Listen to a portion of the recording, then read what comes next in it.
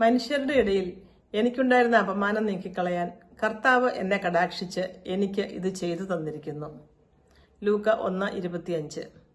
പ്രിയപ്പെട്ടവരെ, ഉണ്ണീശോയെ സ്വീകരിക്കാൻ ആത്മീയമായും ഭൗതികമായും ഒരുങ്ങിക്കൊണ്ടിരിക്കുന്ന നമുക്ക് എലിസബത്തിന്റെ ഈ ആനന്ദഗീതം ധ്യാന വിഷയമാക്കാം. മക്കളില്ലാതിരുന്ന എലിസബത്തിന് മറ്റുള്ളവരിൽ നിന്നും നേരിടേണ്ടി വന്ന നിന്ദനങ്ങളുടെ ആഴം എത്ര വലുതായിരുന്നെന്ന് ഈ വചനം വ്യക്തമാക്കുന്നു. എന്നാൽ എലിസബത്ത് നോക്കിയത് ഈ മനുഷ്യരിലേക്കല്ല, അത്യുന്നതനായ ദൈവത്തിലേക്കാണ്. അവളുടെ ആശ്രയം സർവശക്തനായ കർത്താവിലായിരുന്നു. അതിനാൽ തന്നെ അപമാനിച്ചവരുടെയും നിന്ദിച്ചവരുടെയും മുമ്പിൽ കർത്താവ് അവളെ ബഹുമാന്യതയാക്കി. എലിസബത്തിന് ജനിക്കാനിരിക്കുന്ന കുഞ്ഞിന് ദൈവം നൽകുന്ന അനുഗ്രഹങ്ങൾ ലൂക്കാ സുവിശേഷം 1:13 മുതൽ 17 വരെയുള്ള വാക്യങ്ങളിൽ നാം വായിക്കുന്നു.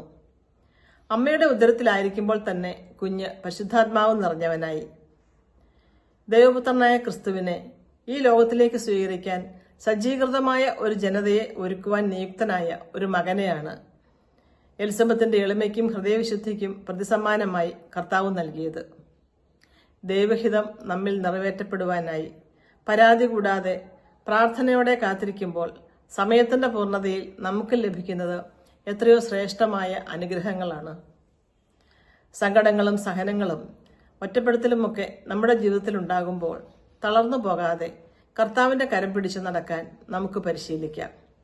എലിസബത്തിനെയും സക്കറിയെയും പോലെ ദൈവത്തിന്റെ മുമ്പിൽ നീതിനിഷ്ഠരും കർത്താവിന്റെ കൽപ്പനകളും പ്രമാണങ്ങളും കുറ്റമറ്റ വിധം അനുസരിക്കുന്നവരുമായി ജീവിക്കാൻ പരിശുദ്ധാത്മാവിന്റെ അഭിഷേകം നമുക്ക് ലഭിക്കട്ടെ എന്ന് പ്രാർത്ഥിക്കാം.